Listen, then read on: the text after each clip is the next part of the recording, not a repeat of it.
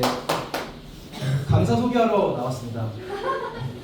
강사님은 파주에 있는 예수사랑마을교회에서 사역하고 계신 허철 전사님 나오실 때 큰 박수로 환영하겠습니다. 키가 크셔서 그런가 굉장히.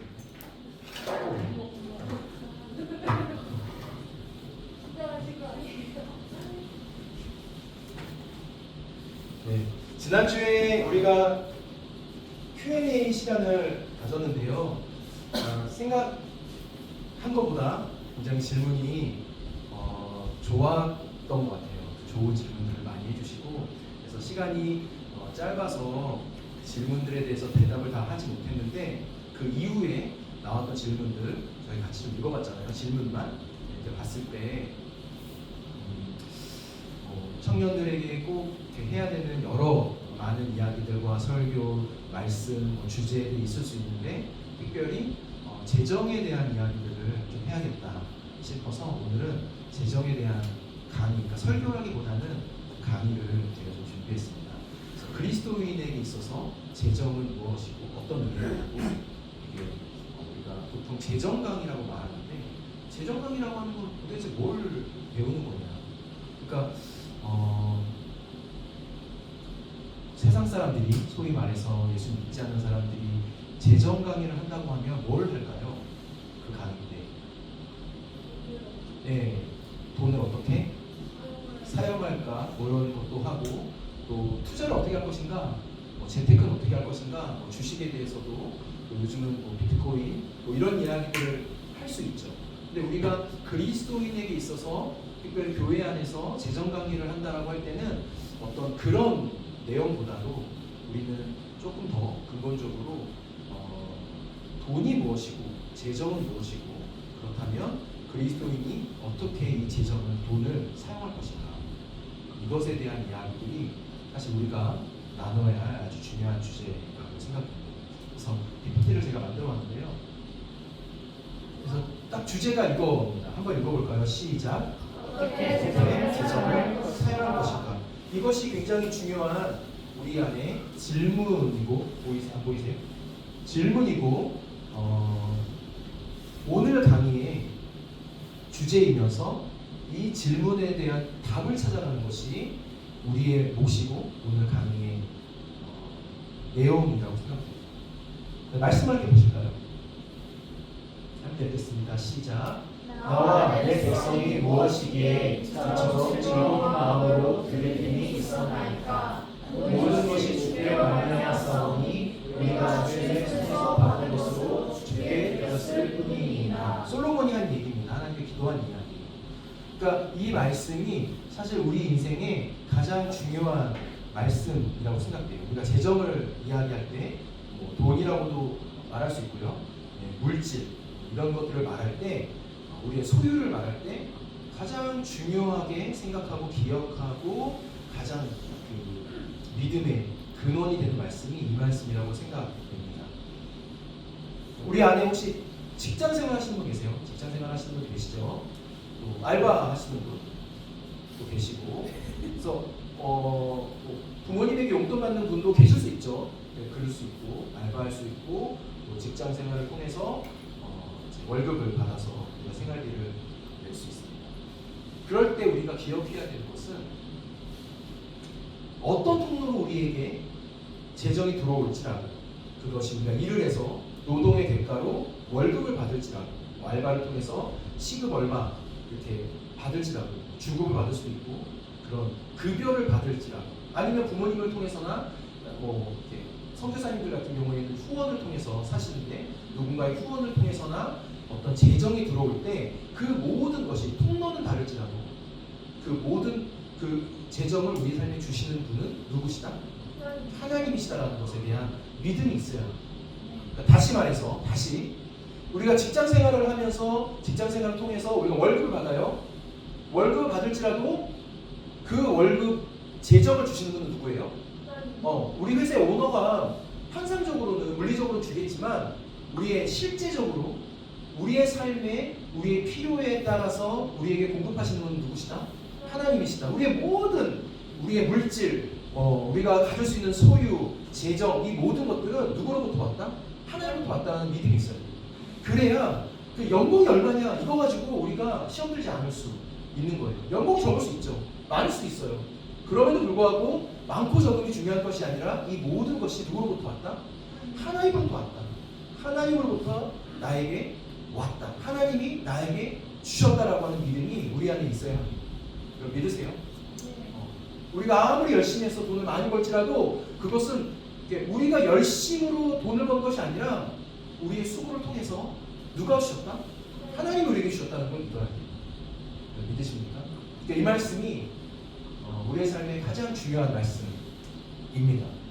모든 것이 다 주께로 말미암아 우리에게 주어졌지. 그래서 우리가 뭐 헌금을 하고 뭐 구제를 하고 누군가에게 어떤 뭐 재정이든 물질이든 물건이든 누군가에게 흘려보낼 때 그것이 하나님으로부터 왔기 때문에 우리가 기꺼이 그렇게 할 수 있다는 것입니다.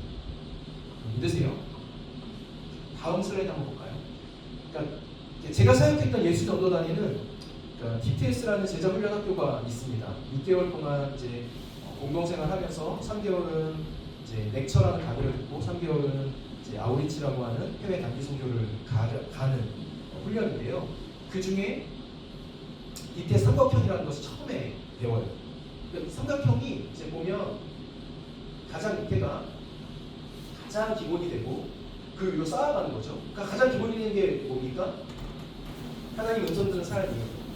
그러니까 우리가 하나님 음성 듣는 삶을 그냥 요즘은 너무 일반적으로 써서 그냥 썼는데 이게 오해하시면 안 돼요. 이게 어떤 직통계시나 아주 뭐 이렇게 영적으로 은사적으로 하나님의 음성을 이렇게 물리적인 소리로 들으시는 분 계시지만 우리가 일상 안에서 신앙생활 안에서 하나님의 음성을 듣는다고 말할 때는 그것이 물리적인 소리로 듣는 것이 아닙니다.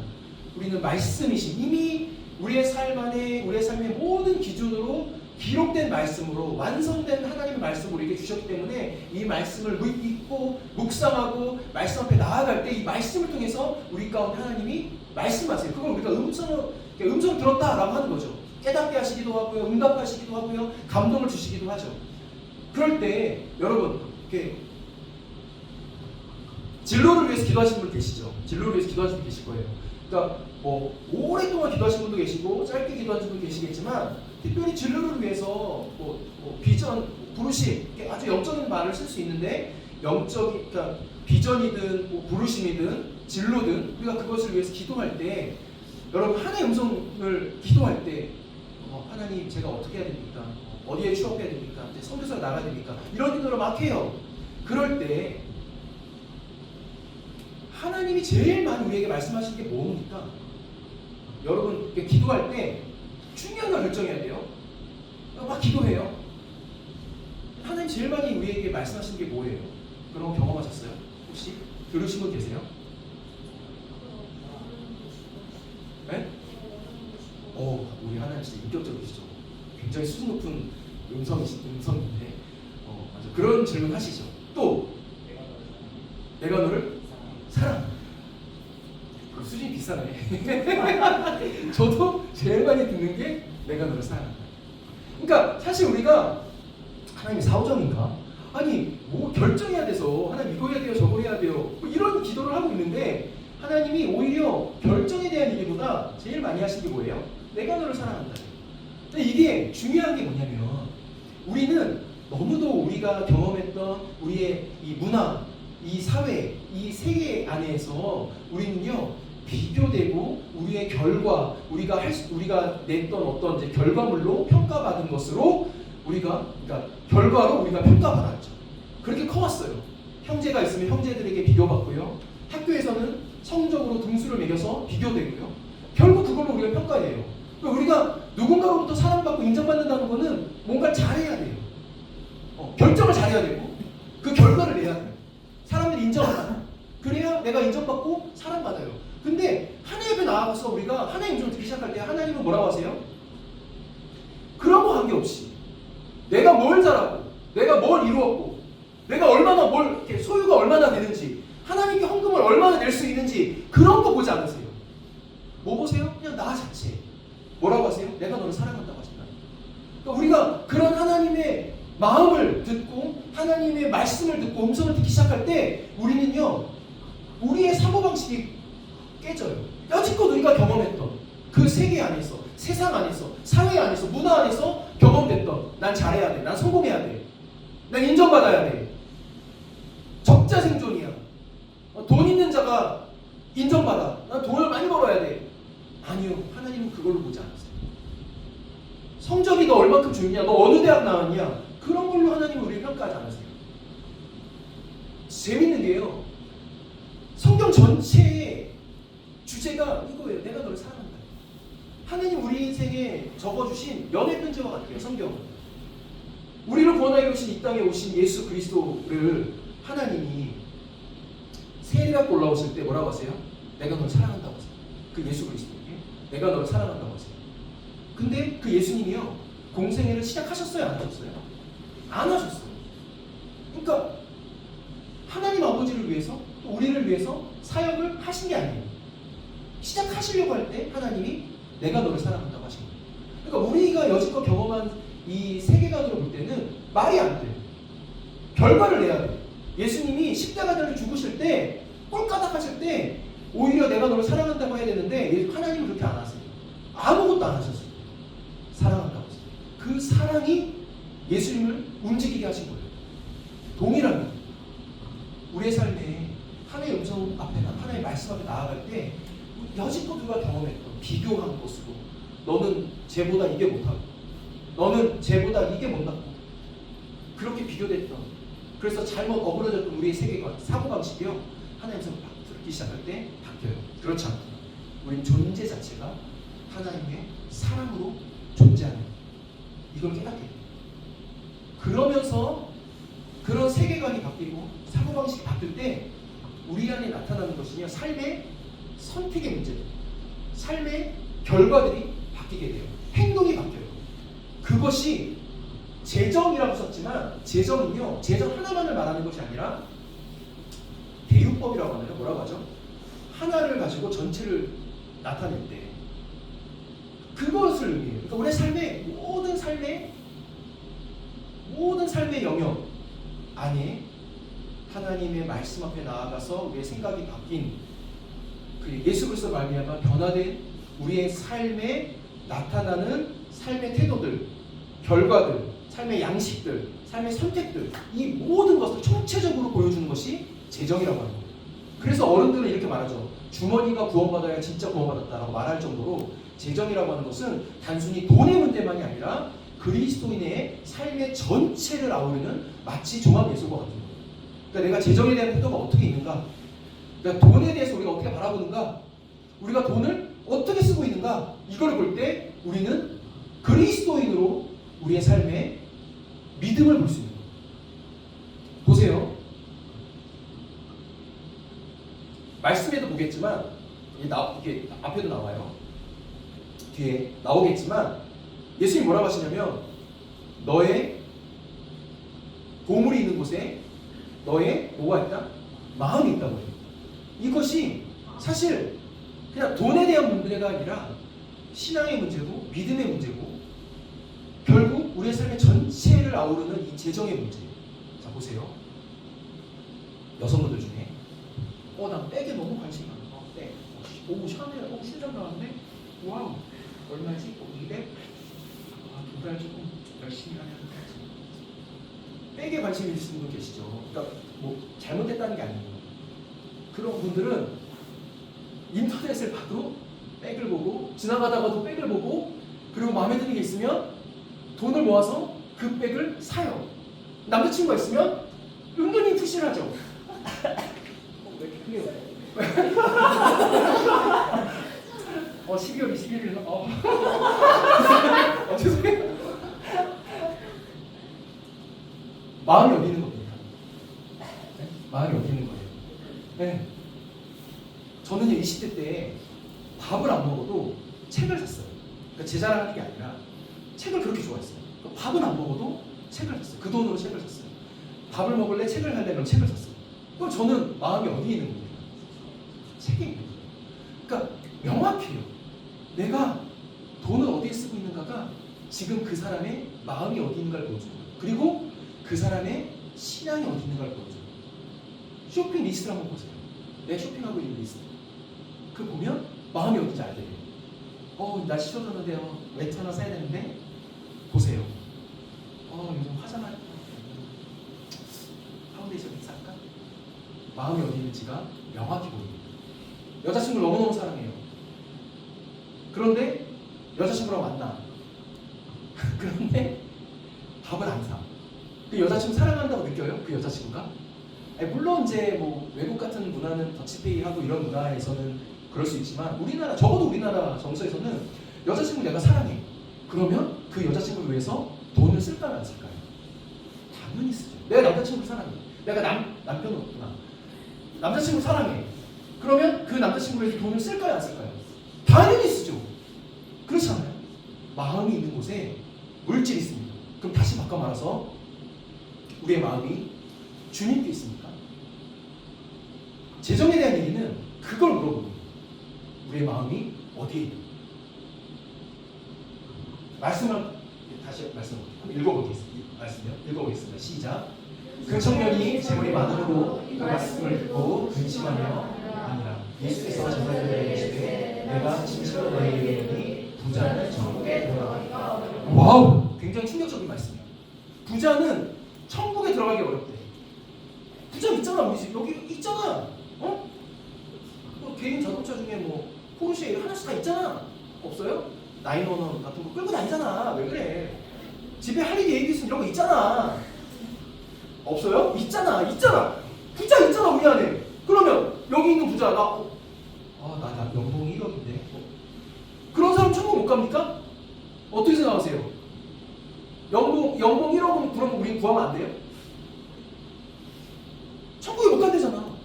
1억은 연봉 1억은 부자가 아닐까? 나 건물 하나 있는데 그러면 나 천국 못 가나? 천국 못 가요? 어떻게 생각하세요? 규현아, 어떻게 생각해? 부자는 천국 못 간다는데 내가 건물을 갖고 있어. 대박이 났어. 건물 하나 샀어. 응? 도곡동에 내가 건물 하나 갖고 있어. 월세로만도 내가 살 수 있고 천국에 못 가요. 그럼. 예수님 말씀하신 거야. 예수님 천국에 못 가요? 잘 대답하세요. 예수님 말씀하신 거야? 그러면 이 대답에 따라서 만약에 못 가요라고 하면 나는 절대 건물을 가지면 안 돼. 못 가요? 그러면 이제 평생 건물을 가지면 안 관심 없어? 좋아. 아직 관심 있을 나이가 아니야. 이게 천국에 대한 오해인데요. 우리가 죽어서 가는 천국을 말하는 게 아니에요. 예수님의 이 공간복음 전체에 나오는 천국은요, 죽어서 가는 천국을 말하잖아요. 그러니까 마태복음에만 천국이라고 말하고 마가복음, 누가복음에는 하나님 나라라고 나와요. 그러니까 마태복음은 유대인들을 읽게 하기 위해 썼기 때문에 유대인들의 세계관 안에는 하나님이라는 말을 쓰지 않아요. 율법이에요, 율법. 그래서 하나님이 계신 곳, 하늘이라는 말을 써요. 무슨 말인지 알죠? 우리가 예를 들어서 청와대라고 얘기해요. 그러면 청와대는 건물을 말하는 걸 수도 있겠지만 누구를 말하는 걸까요? 누구요? 대통령을 말하는 거죠. 백악관 얘기해요. 그러면 백악관이라는 건물을 말하는 걸 수도 있겠지만 누굴 말하는 걸까요? 미국 대통령을 말하는 거겠죠. 그것처럼 하나님이 계신 곳, 하늘을 빗대어서 하늘이라고 말할 때는 하늘을 말하는 게 아니라 누구를 말하는 거예요? 하나님을 말하는 거예요. 그러니까 천국은 한자로 이게 바뀌어져서 천국이라고 썼지만 하늘나라고, 하늘나라는 하나님의 나라를 말해요. 그러면 그 하늘은 스카이가 아니야. 물리적인 스카이가 아니라 헤븐이에요, 헤븐. 하나님 계신 곳, 우리가 하나님 계시다라고 믿는 그 하늘. 그러면 하늘나라라고 하는 건, 하나님 나라라고 하는 건 뭐냐면요, 죽어서 가는 곳, 죽어서 당연히 가지만 죽어서 가는 곳만을 말하는 게 아니라 예수님 말씀은 이 땅에서 예수 그리스도 믿음으로 말미암아 하나님의 나라는 통치를, 하나님의 통치를 받는다는 거예요. 하나님의 다스림. 그 무슨 얘기예요? 이 땅에서 내 삶의 주인이 누구라는 거야? 하나님. 부자는 하나님이 주인 되기 쉽다, 어렵다? 어렵다는 말이야. 다시 질문하는 거예요. 너의 마음이 어디 있느냐? 뭘 보면 안다? 쇼핑 리스트. 찜해놓은 거. 장바구니. 보세요. 그럼 내 마음이 어디 있고 나의 주인은 누군지가 명확합니다. 다음 말씀. 마태복음은 5장부터 7장은 우리가 소위 말해서 산상수훈이라고 해요. 산에 올라가서 예수님이 제자들에게 말씀하세요. 근데 재밌는 구조가 있는데 보시면 5장 1절과 8장 1절이 백구를 이뤄요. 백구를 이룬다는 거는 그 안의 내용이 중요하다는 걸 의미해요. 성경에서 구조가. 보세요. 산에 올라가지고 그러니까 뭐 당연히 그림 언어로만 봐도 산에 올라가니까 산에 올라가서 앉으셨고 그 다음에 8장 1절에 내려오셨대요. 그러니까 올라가고 내려가고 백골이 이루죠. 그런 구조가 이제 여기에 보시면 넘겨서 봐요. 넘겨주세요. 5장, 6장, 10장 있는데 그림 언어 같아요. 산에 올라가서 내려오실 때 가장 한가운데 있는 게 몇 장이에요? 6장이에요. 6장. 6장. 이 6장이 어쩌면 이 산상순이라는 것, 그러니까 하나님의 나라 백성, 하나님의 통치를 받고 있는 그 하나님의 백성의 삶의 모습이 무엇인지를 명확하게 보여줘요. 5장, 6장, 7장 전체지만 6장이 가장 하이라이트. 그럼 6장의 구조는 어떻게 되어 있는가? 재밌어요. 구제에 대해서 얘기하고요. 주기도문 아시죠? 주기도문 6장이 나와요. 기도를 알려주시고요. 금식에 대해서 얘기해요. 금식. 그리고 재물에 대한 얘기예요. 그러니까 봐봐요. 우리가 이거 한번 봐요. 그러면 이게 양쪽으로는 돈에 대한 얘기고 가운데는 기도에 대한 얘기예요. 영적인 얘기야. 육적인 얘기야. 그럼 이게 분리되는 얘기예요? 결국 하나라는 얘기예요. 어떻게 이해되세요? 돈을 쓰고 구제하는 거가 기도라는 거예요. 그러니까 영적인 일과 돈을 쓰는 우리가 소위 말해서 이런 뭐 이렇게 육적인 이런 일이 나뉘지 않는다. 돈을 쓰는 것 자체가 영적인 일이고 그것 자체가 기도하는 거랑 똑같다는 거예요. 그래서 우리가 6장을 볼 건데요. 한번 말씀을 볼게요. 한번 보세요. 같이 읽겠습니다. 시작. 너희를 위하여 보물을 땅에 쌓아두지 말라. 거기는 종과 목록이 해하며 도둑이 구멍을 뚫고 도둑질을 하느니라. 오직 너희를 위하여 보물을 하늘에 쌓아두라. 거기는 종과 목록이 해하지 못하며 도둑이 구멍을 뚫지도 못하고 도둑질도 못하느니라. 내 보물이 있는 그곳에는 내 마음도 있느니라. 아멘. 예수님이 이렇게 말씀하세요. 너의 보물을 땅에 쌓아두지 마. 하늘에 쌓아. 그러니까 하늘에 쌓아둔다는 건 뭐예요? 우리가 뭐 이렇게 산에 딱 올라가서 하늘에 이렇게 쌓아요? 그게 아니죠. 하늘에 쌓아둔다는 게 뭐예요? 하늘에 쌓아둔다는 게 하나님의 나라 안에 두라. 하나님의 통치 안에 두라. 그죠? 그러니까 그게 무슨 의미인지 조금 더 구체적으로 볼 거예요. 다음 말씀 보세요. 읽읍시다. 시작. 한 사람이 두수의 천국에 있을 것이니 혹 이를 여호와하고 저를 사랑하거나 혹 이를 주님이고 저를 경외하느니라. 너희가 하나님과 재물을 여호와나 섬기지 못하느니라. 이 말씀을 통해서 우리가 알 수 있는 게 뭘까요? 예수님이 말씀하셨어요. 뭐라고 하냐면 너희가 하나님과 재물을 겸하여 그러니까 동시에 둘 다를 섬길 수 없다라고 했어요. 그러니까 그 얘기는 무슨 얘기예요? 반드시 둘 중 하나는 우리가 섬긴다는 거예요. 규현아, 너는 누구를 섬길래? 하나님 섬겨야겠지? 이게 되게 충격적인 말씀이에요. 우리가 하나님을 섬기죠. 근데 우리 인생에 하나님이 주인 되지 않으면 반드시 우리 삶의 주인이 누가 된다는 거예요? 재물이 된다는 거예요. 그러니까 마치 이게 굉장히 너무 하나님께 죄송한 얘기인데 하나님과 재물이 동격으로 나와요. 그만큼 재물이라고 하는 거는 힘이 있다는 거예요.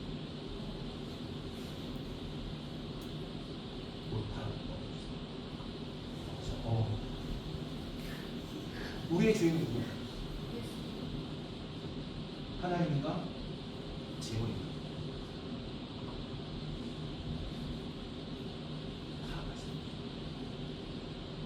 같이 읽겠습니다. 시작. 그러므로 너희에게는 목숨을 위하여 무엇을 먹을까 무엇을 마실까 몸을 위하여 무엇을 입을까 염려하지 말라. 목숨의 음식보다 중하지 않으면 공중의 새를 보라. 심지도 않고 거두지도 않고 창고에 모아두지도 아니하되 너희 하늘 아버지께서 우리를 주시니 너희는 이것들보다 귀하지 않으리라. 믿으십니까? 네. 다음 말씀 보세요. 그러므로 염려의 일을 무엇을 무엇을 먹을까, 무엇을 마실까, 무엇을 입을까 하지 마라. 이건 다 이방인들과 하는 거죠. 이방인들이란 무슨 말이에요? 믿지 않는 자들 말하는 거예요. 그러니까 무엇을 먹을까, 무엇을 입을까, 무엇을 마실까, 이거는 이 믿지 않는 자들이 하는 기도라는 거예요. 우리는 하늘 아버지께서 이 모든 것이 우리에게 필요하고 있어야 될 줄을 알고 계신다. 알고만 계세요? 내가 알겠어. 거기까지 이에요? 아니라는 거예요. 아신다는 건 뭐예요? 채우시고 공급하신다는 의미예요. 그게 우리가 믿어야 믿음이라는 거죠. 그 다음 말씀 보세요. 다 같이 읽겠습니다. 시작. 그런즉 너희는 먼저 그의 나라와 그의 의를 구하라. 그리하면 이 모든 것을 너희에게 더하시리라. 그러므로 내일을 위하여 염려하지 말라. 내일은 내일이 염려할 것이요 한날의 괴로움은 여러분 믿으십니까? 네. 믿으세요? 이게 지금 개혁 개정이에요. 근데 제가 어렸을 때는 개혁 한글을 봤어요. 예전에 개혁 한글. 개혁 한글은 이게 진짜 희한해요. 말씀이 너무 그래서 제가 어렸을 때는 이 말씀이 도통 이해가 안 됐어요. 아니 도대체 이게 예수님이 뭘 말씀하신 거지? 개혁 한글 한번 보시 버전을 다 나와버렸네. 34절 말이에요. 34절. 자, 개혁 한글. 그러므로 내일 위하여 염려하지 말라. 내일 일은 내일 염려할 것이요 한날 괴로움은 그날에 속하니라. 그러니까 보세요. 내일 일은 언제 염려하라고요? 내일. 시간부사잖아. 시간부사. 내일 염려하래.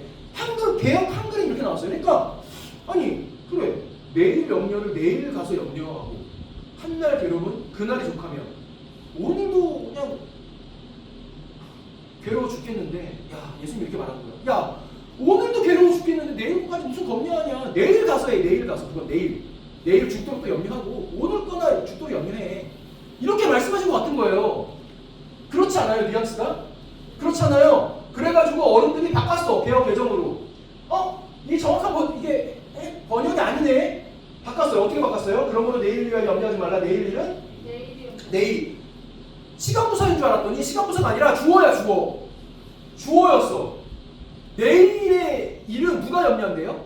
내일이 염려한대. 그러니까 예수 이렇게 말하는 거야. 야 내일 거를 왜 네가 염려해? 내일 건 내일이 염려할 거야. 너 내일 건 염려하지 마. 그러면서 뭐라고 하세요? 한날의 괴로움은 그날이 좋게. 그러니까 이것도 좀 이해가 안 돼. 야 내일 건 내일이 염려할 건데 너 뭐 내일 걸 염려해? 오늘 거나 염려해? 이렇게 얘기하는 그거 같은 거야. 야 오늘 것도 염려해 죽겠는데 지금 뭐 내일은 내일이 할 거야. 걱정하지 말고 너 오늘 거나 염려해. 이렇게 또 말씀하신 것 같아. 그런 의미일까요? 조금 더 언어에 가까운 버전이 영어 성경, 영어. 공대생인 우리 현이가 읽어주세요. 영어를 잘한다는 소문을 들어가지고. 아니 크게 좀 해주세요. 직독직해. 자. 영어로 말해요. 예, 영어 읽고. Each day has enough trouble of its own. 각각의 나는 충분한 원한이 그 각각에 있다. 네, 그렇죠? 이해돼요? 그러니까 번역이 한글 번역이 의미를 조금 더 잘 전달하지 못하고 있어. 그러니까 봐요, 맞잖아요. Therefore, do not worry about tomorrow, for tomorrow will worry about it. 내일 염려하지 말래. 왜냐면 내일이 알아서 할 거래. 그럼 뭐라고 해요? Each day 각각의 날들은 충분히 그것들의 문제를 갖고 있대. 그게 무슨 얘기냐면요. 내일은 내일의 염려를 내일이 갖고 있고 오늘은 오늘의 염려를 누가 갖고 있어요? 오늘이 갖고 있어. 그럼 내일은 내일이 염려하면 오늘 염려는 누가 해요? 오늘이 하는 거야. 내가 하는 게 아니야. 예수님 말씀 이거예요. 우리가 염려할 수 있는 게 뭐가 있어? 몇 가지나 될까? 한 100가지 될까? 오늘 동안 내가 염려할 수 있는 게 몇 가지나 될까요? 2가지? 그러면 2가지를 겁나게 막 염려해? 그러면 오늘이 2가지 염려했어? 3가지 줄 수 있다는 거야. 우리가 뭐 10,000가지를 염려할 수 있어요? 그러면 오늘이요? 야, 난 10,000가지는 없는데? 그러지 않고 11,000가지를 줄 수 있다는 거야. 지구에 살고 있는 인구가 뭐 70억, 75억? 그 인구가 뭐 100가지씩 하면 얼마예요? 죽어도 더 줄 수 있다는 거야. 그러니까 야 쓸데없는 염려하지 마. 그 오늘 건 오늘이 할 거야. 넌 하지 마. 뭐예요? 앞에 말씀들이 무슨 얘기예요? 너는 오늘 염려하지 말고 오늘을 주신 하나님을 믿어. 아버지를 믿어. 라고 하는 거야. 그러니까 결국 하나님과 재물을 겸하여 선택하는 건 뭐예요? 너의 인생의 주인이 누구냐? 돈이냐? 하나님. 돈은 누가 주시는 거예요? 하나님이 주시는 거예요. 하나님이 주인 될 때 주인 되신 하나님 우리 삶에 주시는 것이 돈이에요. 근데 돈이 주인 되잖아요. 그러면 우리는 돈에 노예라고 살아요.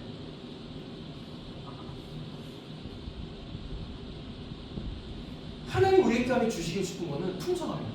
믿으세요? 그런데요, 오해가 있어. 풍성함을 생각할 때 우리는 우리가 경험한 세계관, 우리가 경험한 이 세상, 우리가 경험한 이 문화 안에서 이 풍성함을 어떻게 해석하냐면 이렇게 해석해요. 읽어보세요. 시작. 읽었죠? 뭐 앞에는 둘이 비슷하니까 이거 뭐예요? 그렇죠. 다다익선. 와우. 한자들 다 1급이야? 다다익선이야. 다다익선. 이거를 풍성함을 우리는 다다익선으로 생각해요. 근데 절대 풍성함은 다다익선이 아니에요. 많으면 많을수록 좋은 게 아니야. 그 풍성함은 뭘까? 성경 우리에게 주시고 싶은 하나님의 그 풍성함이라는 게 뭘까? 말씀을 보세요. 풍성함. 읽어보세요. 우리는 그리스도 안에서 그의 은혜의 풍성함을 따라 그 다음 너의 마음의 눈을 밝히사 그의 부르심의 소망이 무엇이며 성도 안에 그 기업의 풍성함이 무엇이며 그 다음 우리는 그리스도 예수 안에서 우리에게 자비하심으로써 그 은혜의 지극히 풍성함을 또 말씀 보세요. 그 영광의 풍성함을 또 풍성함이 뭐예요? 하나님의 영광 또 하나님의 은혜 그리고 하나님의 기업. 하나님 우리에게 주시고 싶은 건 하나님의 영광의 풍성함 하나님의 은혜의 풍성함 하나님의 기업의 풍성함. 그러니까 결국 뭐예요? 하나님의 성품이에요. 그리고 하나님이 우리를 구속하신 그 역사예요. 그것이 차고 넘친 우리를 구원하고도 넘칠 만큼의 그 풍성함을 우리에게 주셨다. 돈이 많고 적음이 말하는 게 아니에요. 그 다음 것이 있어요. 그래서 우리가 기억해야 될 이제 몇 가지 주제들이 있어요. 그 중에 하나가 이제 만몬. 만몬이 뭐냐? 말씀 보세요. 우리가 읽었던 말씀이죠. 너희는 하나님과 재물을 겸하여 섬길 수 없느니라. 이 재물을 뭐 머니 뭐 이렇게 쓰지 않고요. 만몬이라고 썼어요. 그러니까 만몬은 그러니까 돈의 신이에요. 돈의 신. 그러니까 옛날 어른들이 뭐 만몬의 신이라고 말했는데 그거는 이렇게 중의적인 표현이에요. 그러니까 뭐 역전압 이런 것 같아요. 그러니까 만몬이 신이야 신. 그래서 만몬 뭐예요? 돈의 신. 돈으로 사람을 얼거매는 그 우상. 그거를 하나님과 동격으로 썼어요. 그 만몬. 우리는 이 만몬의 영향력을 끊어야 합니다. 그럼 뭘까요? 계속 볼게요. 디모데전서 읽겠습니다. 시작. 돈을 사랑하니 일반하게 뿌리가 되나니 이것을 탐내는 자들은 유혹을 받아 이를 썩거나 많은 근심으로써 저희를 찔러먹어. 뭐가 일만하게 뿌리래요? 돈을 사랑합니다. 만몬의 영향력 안에 있는 것이 돈을 사랑합니다. 우리의 부르심은 뭐예요? 누구를 사랑합니까? 예수님을 사랑하고 하나님을 사랑하는 것이 우리의 부르심이에요. 그런데 우리의 주인 되신 그 하나님을 사랑하지 않을 때 우리 누굴 사랑하게 돼요? 돈을 사랑합니다. 돈은 누가 주시는 거예요? 하나님이 주시는 거예요. 돈은 도구일 뿐이에요. 사람의 대상이 아니에요. 관리하고 다스릴 대상이에요. 그런데 우리가 돈이 주인이냐 하나님이 주인이냐 이 질문 앞에서 돈이 주인 되기 시작할 때 우리는 돈을 사랑합니다. 그럼 어떻게 돼요? 만악이 모든 악이 시작입니다. 돈을 사랑하니 우리의 모든 죄악의 시작입니다. 그 다음 말씀이죠. 만몬의 영향을 있을 때 나타나는 특징들 1번부터 10번까지 있습니다. 한번 보세요. 돈에 대한 염려와 근심, 돈을 잘못 관리하는 계속적인 재정의 변동, 살 수 없어 라는 사고방식, 충동적인 기대, 인색함, 탐심, 불만족, 기재명, 과시와 돈에 대한 과대평가. 돈이면 다 할 수 있어? 라고 하는 과대평가. 네, 누구 찾아오셨나요? 다은이? 가야 돼요? 자가요? 자가? 다음 주에 보자. 안녕. 사랑한다. 아쉽네.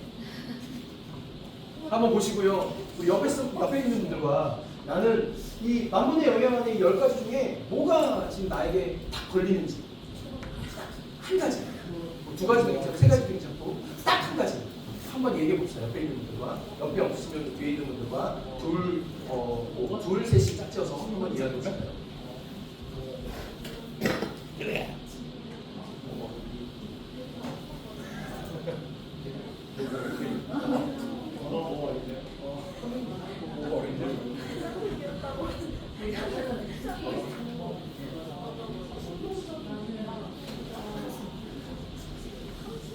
이번에 후배들한테 항상 딱히 굉장히 상대적인 것 같아요. 상대적일 수 있죠.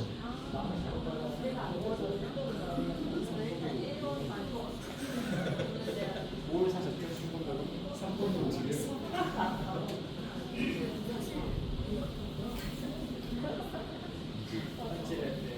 충동적이네요. 해당되지 않는 사람이 있을 수 있어요.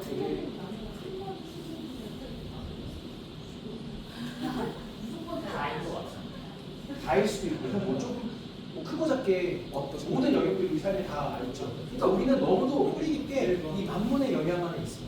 우리가 예수 그리스도를 주라시인하고 하나님 우리 삶의 아버지라고 말하지만 우리는 여전히 이 자본주의 세계 안에 살면서 이 만문의 영향력을 아주 뿌리채 뽑을 수가 없죠. 사실 이게 쉽지 않아요. 그러니까 크고 작게 있어요. 우리는 끊임없이 영역들 안에서 하나님이 주인 되신 삶을 결정하고 훈련하고 다뤄가면서 나아가요.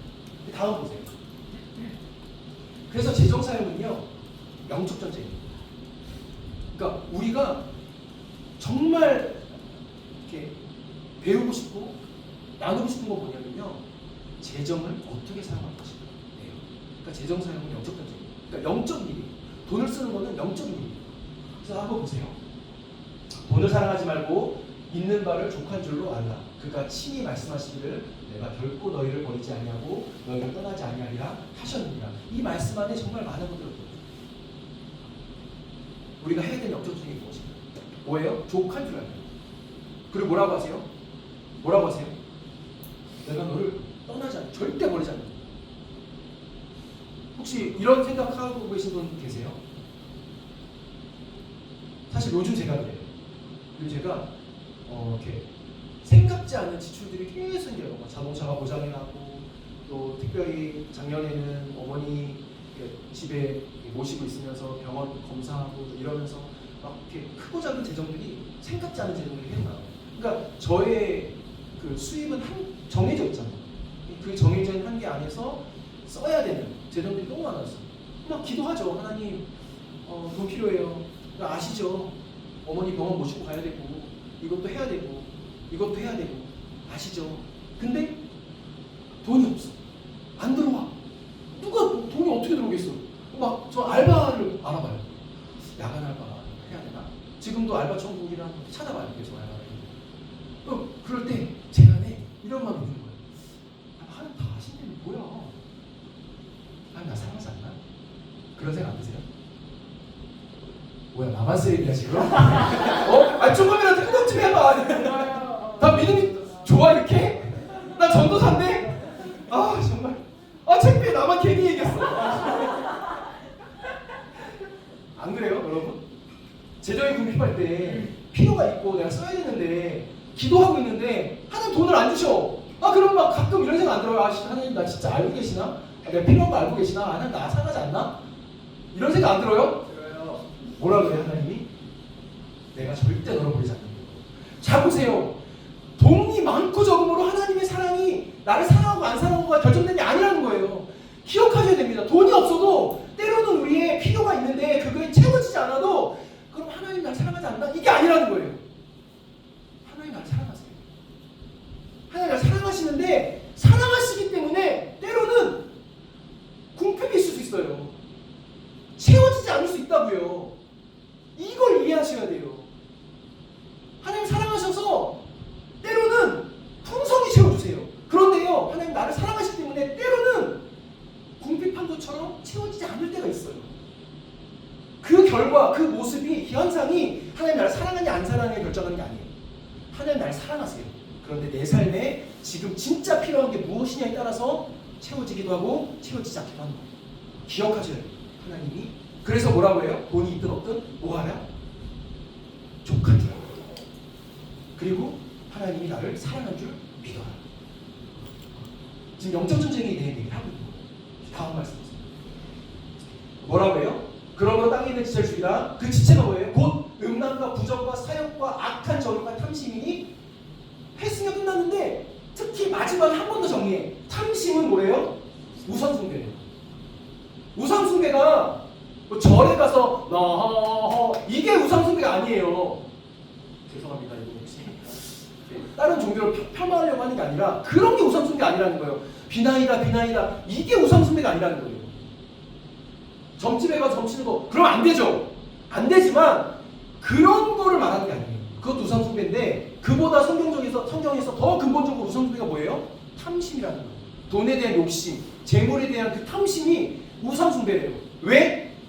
그 자는 누가 주인이니까? 돈이 주인이니까. 돈을 주시고 우리의 삶을 책임지는 하나님이 주인이 아니라 그 돈이 주인이기 때문에 우상숭배라고 말하죠. 탐심과 우상숭배. 그 다음 말씀하세요. 그들에게 이르시되 삼가 모든 무엇이요? 탐심을 삼가해. 사람의 생명의 소유에 넉넉한 게 있잖아요. 우리의 생명이 돈이 많도록 오래 살고 돈이 적으면 단명하고 그런 게 아니에요.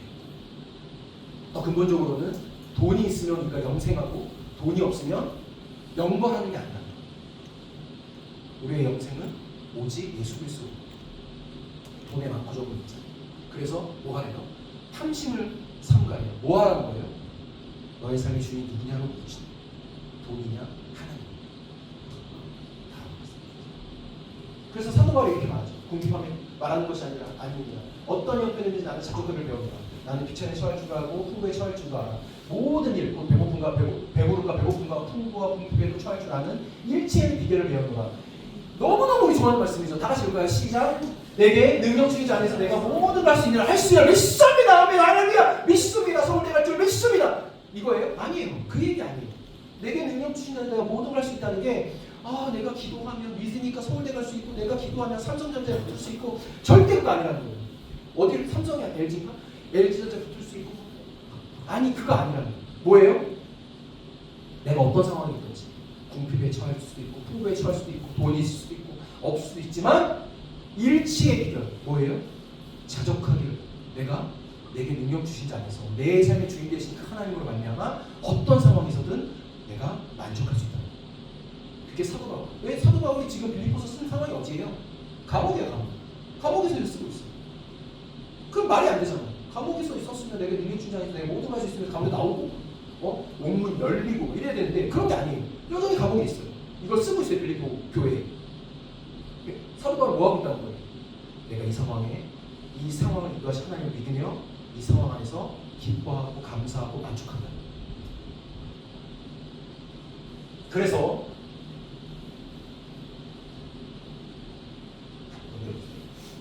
우리가 봤으니까.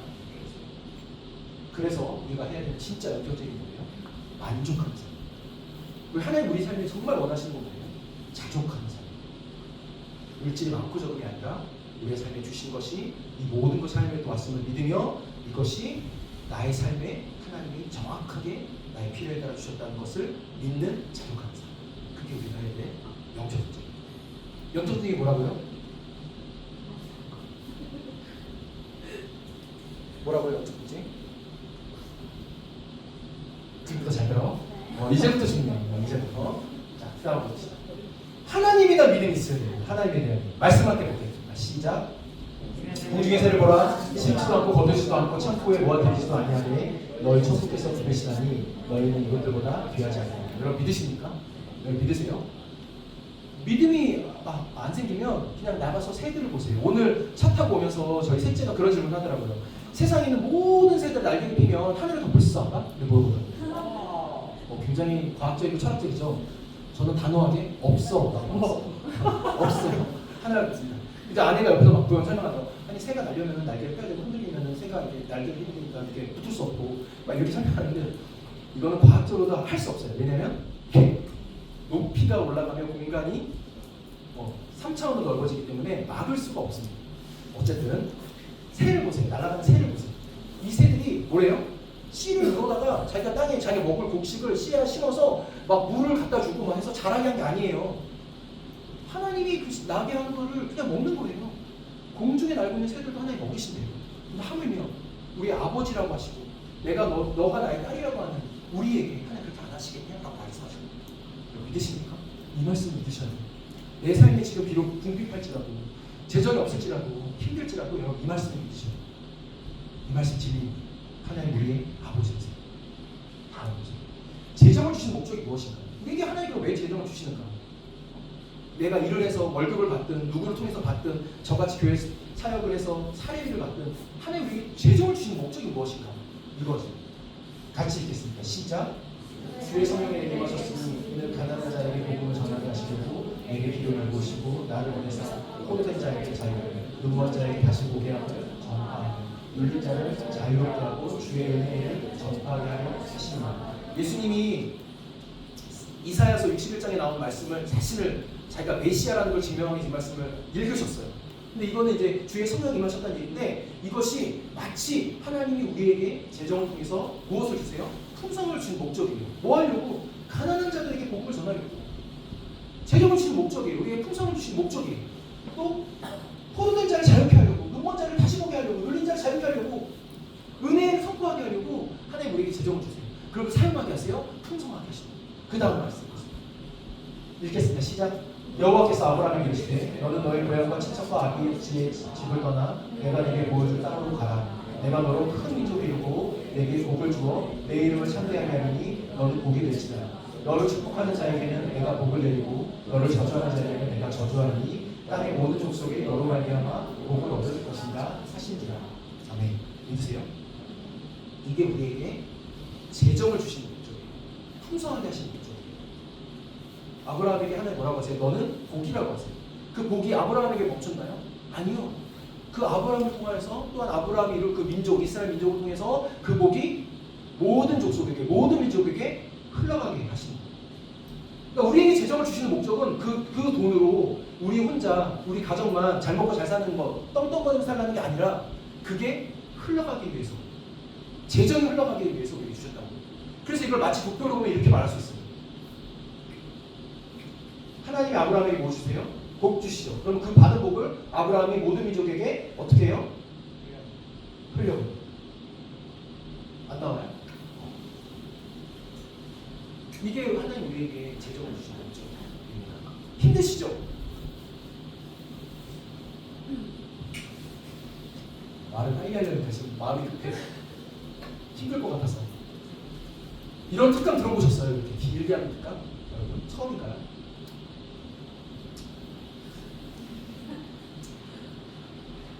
저는 지지난주 토요일날 할례교회에서 4시간 동안 했어요.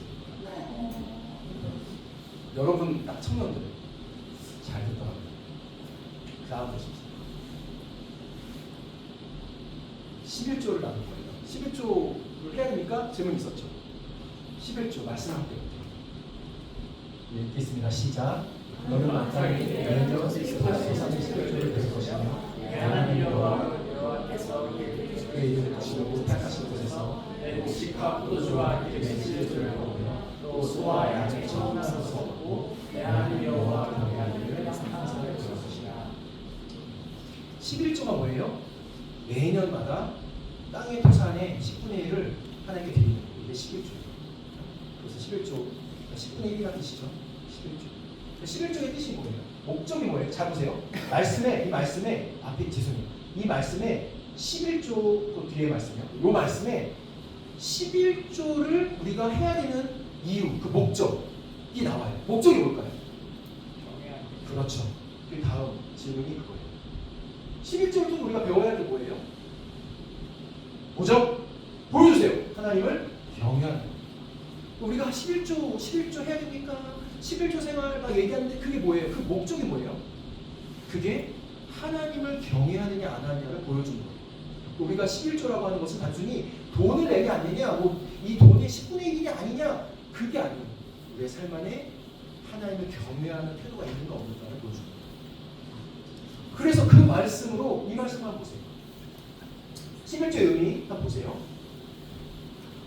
이게 순서가 바뀌었구나. 위에 거가 먼저 나와요. 한 번 더 눌러주세요. 어쩔 수 없죠. 우리가 보통 11조 하면 내 것에 10분의 1을 하나님께 드린다고 생각해요. 그런데 11조는요, 그게 아니에요. 뭐예요? 하나님 거에 10분의 9를 내가 받아서 사용하는 거예요. 그러니까 결국 뭐예요? 11조를 하고 있다는 건 뭐예요? 무슨 고백이에요? 이 모든 것이 역대상의 말씀처럼 하나님 겁니다. 하나님부터 왔습니다라고 하는 믿음의 고백. 믿으세요? 그 믿음의 고백. 그렇기 때문에 그 믿음의 고백이어서 이 11조는 하나님을 경외하는 거예요.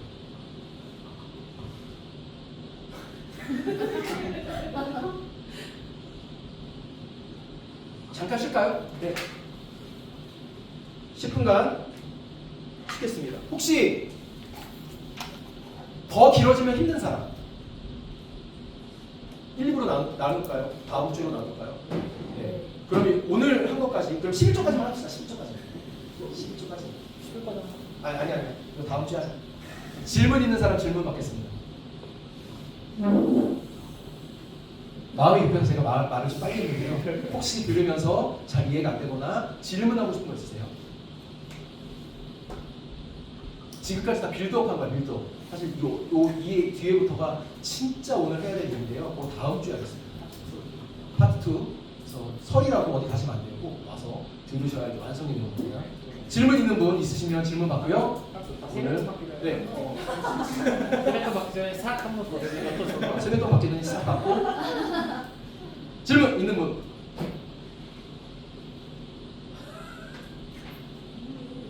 없으시면 우리 같이 기도하고 마치겠습니다.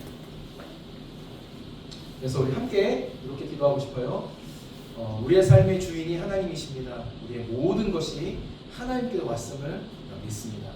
우리 이렇게 믿음으로 같이 기도하겠습니다. 주여 한번 외치고 기도하시겠습니다. 주여 하나님 아버지, 우리의 주인이 하나님이십니다.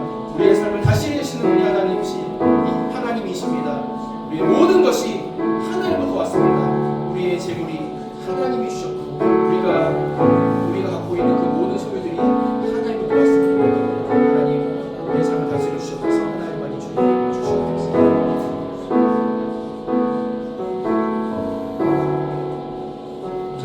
하나님만 우리의 삶의 주인이십니다. 우리의 삶의 모든 것이 하나님께로 왔음을 고백합니다. 하나님 우리의 삶을 다스려 주셨어서 감사합니다. 예수 그리스도 이름으로 기도드립니다. 아멘. 감사합니다.